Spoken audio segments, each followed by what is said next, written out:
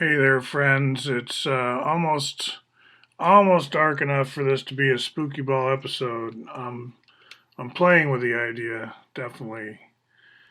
What what what you may be wondering though, if you're new to this channel, I don't want to give you too much information at once. What we've been doing is dissecting a cube. I've been using a magnetized toy that's really pretty cool, and it fragments a cube. It explodes a cube into exactly 24 identical parts, which I call MITE, M-I-T-E, for minimum tetrahedron. It is one of the tetrahedrons that fills space without handedness. In other words, you don't need to think in terms of a left and a right mite, whereas you do think in terms of a left and a right A module or B module. So this is nomenclature that I'm taking from some American literature, an obscure philosophy published in the late 70s, early 80s, that I glommed onto as a philosophy focused guy from Princeton University. It's like, this is what's happening, better keep going with this. It's pretty important. And so far, I still think so. Like, this is useful, interesting geometry.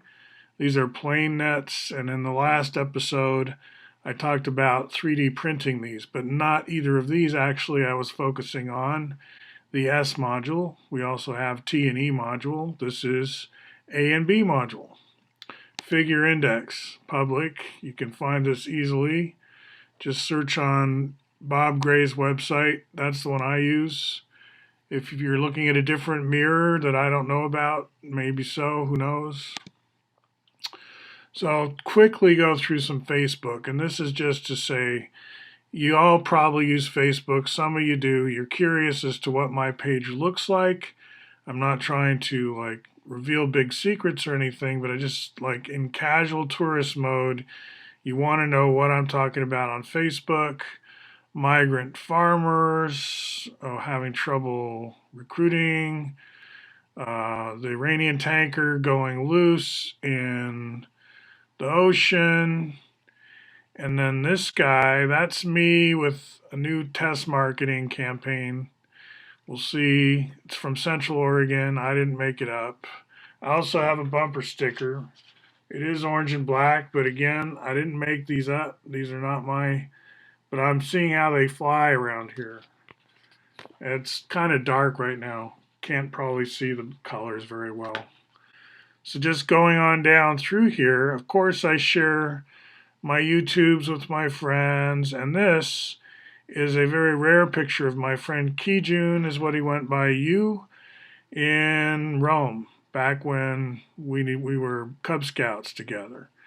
And connected to that, and this is the last picture in this thread, is being Cub Scouts. Now Kijun's not in this picture, but Hayden is, and I just recently reconnected with Hayden. He visited me here with his wife, and there's some YouTube info on him. Jeffrey Rockwell is the grandson of Norman Rockwell, the famous painter. I didn't know he was a famous painter at the time. This is Malon. These two guys continued working together on into adulthood. I kind of lost track of both, but not entirely. Thanks to Facebook, I am still connecting to a lot of people, and that's me with the glasses. And something about being Cub Scouts, I think, is what it's about. This is the Rome Daily American, which was an English language paper for homesick Americans, pretty much.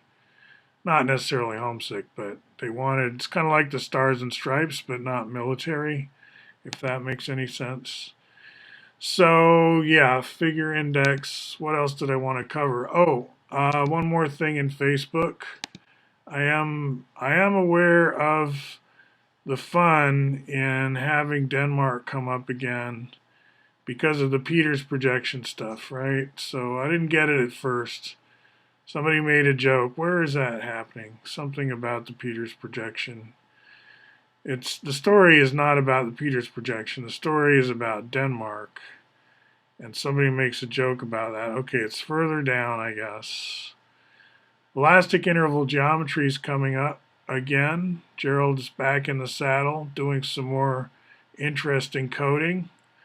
Here's the map I'm talking about. So this shows everything shrunk to its actual size so that people can stop freaking out about how Greenland is like about to take over the world.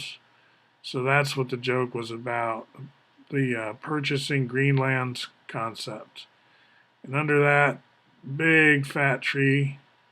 So this is what Facebook is good for, is sharing vicariously phenomena that we may never encounter. I found a real Navajo blanket to go with my YouTube's theme of Navajo blanket in the tractor graphics category. More by Gerald.